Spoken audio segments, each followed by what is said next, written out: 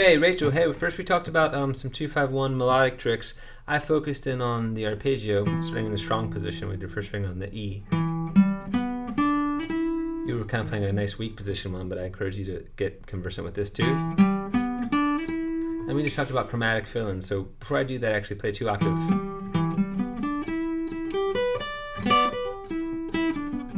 So,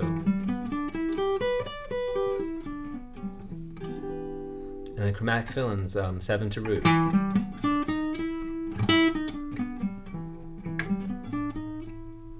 Now go up and fill in the 5 to 7.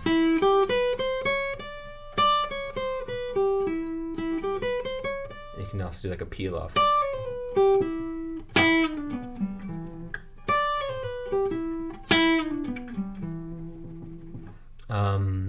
Yes, and then on the 7th chord, the A7,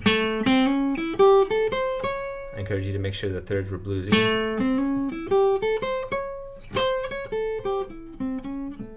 And I encourage you to do some fill-ins here too, like from 5 to 7. Or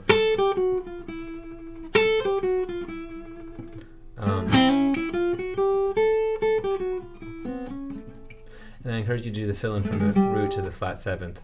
So to pair any note of the arpeggio with it, so 3rd, 5th, 7th, even the octave, all those kind of work nicely. So,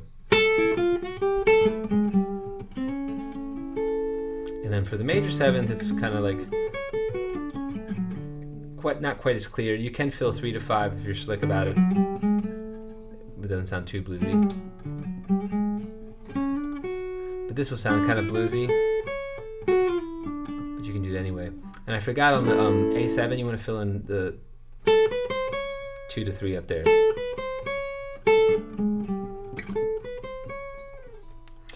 Okay, that was review that, but mostly you asked about rhythm chops. So I talked about playing the jazz style of a minor 7, which is a flat finger playing 4, 3, 2, and then the root on the middle finger. So there's your A minor 7. So we did like a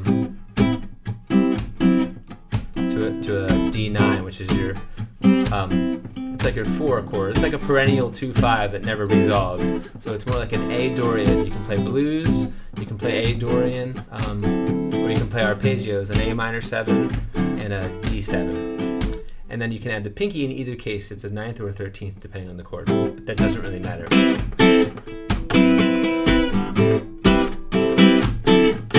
Jimmy. But then I said you want to have a different version where you go up here for the roots. So here's your A and here's your D. And you play the jazz style, which is root, 3rd, minor 7th, double 3rd.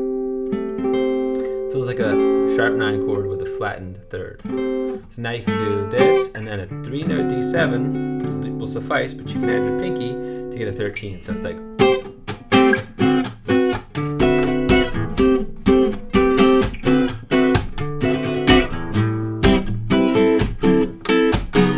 You can chromaticize any of these.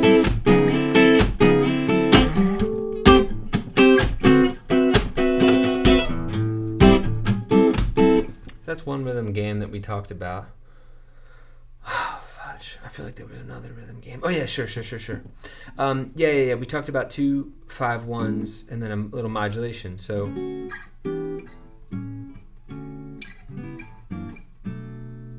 yeah, that's right. We talked about bossa nova. I taught you the 6-9 chord. So it's like a D9, but with your ring finger on the B string and your first finger flat. So you get root, 3rd, 6th, 9th. It has a functions like a major 7 because it has a major 3rd, but it's there's no 7, there's a 6 and a 9.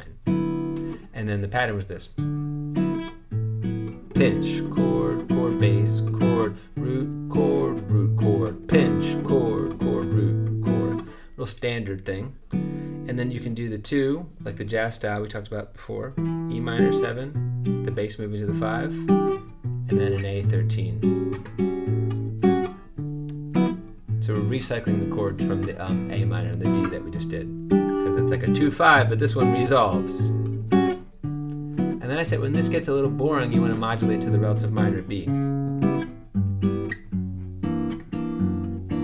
So here's our B minor 7, that's the home bass. C sharp half diminished, just a D shape, root, flat 5, minor 7, minor 3rd on the pinky. call it minor 7 flat 5 or half diminished. But it's very comfortable. And when the root moves, it has to move to the flat 5 since this is a diminished trad.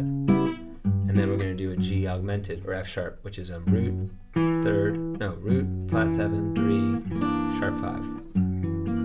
Very comfortable chord. So the 2-5 now is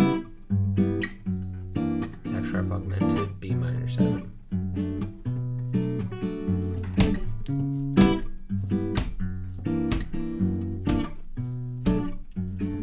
Now we go back to D. And you don't play the D, you just play the 2-5, it's implied. And we modulate.